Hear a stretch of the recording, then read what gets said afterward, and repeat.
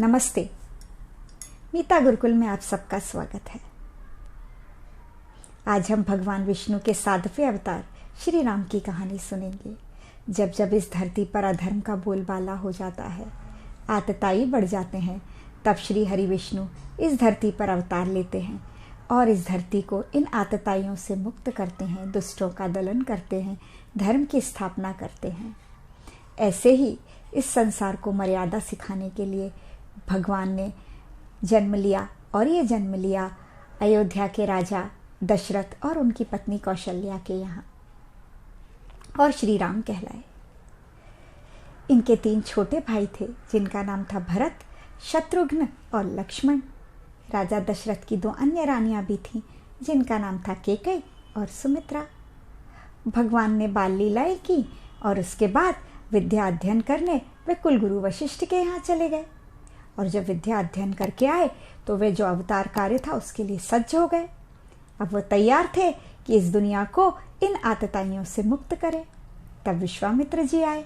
उन्होंने राजा दशरथ से कहा कि उनके यज्ञों को ये सब आतताई राक्षस विध्वंस कर देते हैं, अतः आप हमारी रक्षा कीजिए, अपने पुत्रों को भेजिए।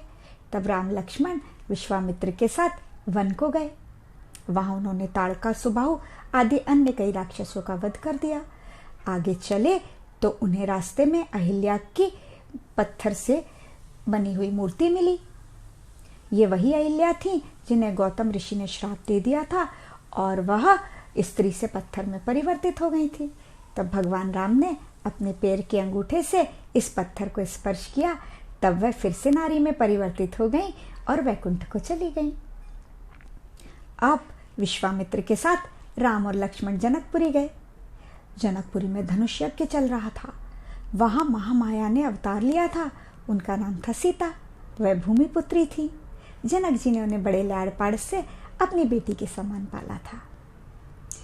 अब दशरथ जी ने कहा था कि जो भी पिनाक धनुष को उठाएगा और उसकी प्रत्यंचा चढ़ाएगा, उसी से सीता विवाह करेगी।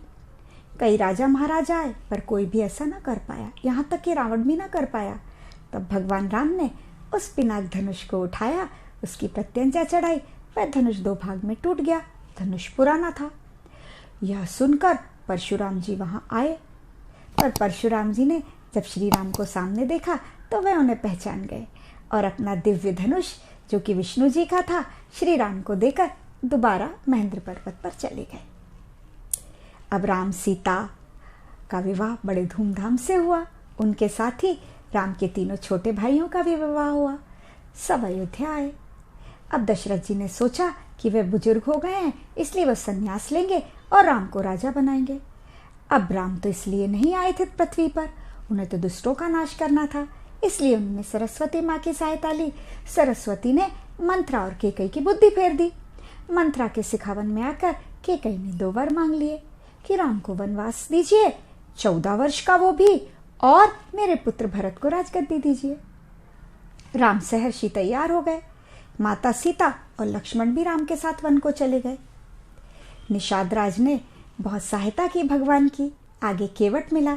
उसने जो गंगा पार कराई, पर केवट बड़ा चतुर था।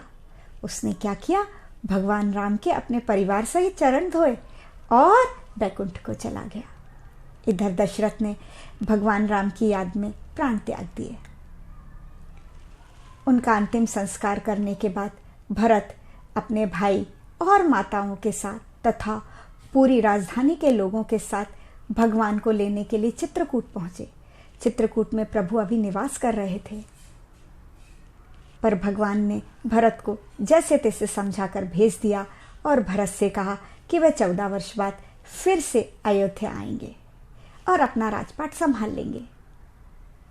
भरत नंदीग्राम में तब तक रहेंगे। ऐसा नंदीग्राम में रहते हुए भरत ने अपना पूरा 14 साल एक साधु की तरह बिताया। इसके आगे की कहानी हम आगे सुनेंगे, क्योंकि कहानी लंबी है।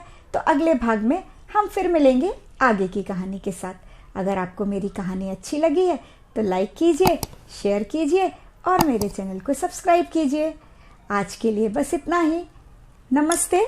आगे की कहानी के साथ आगे फिर मिलेंगे।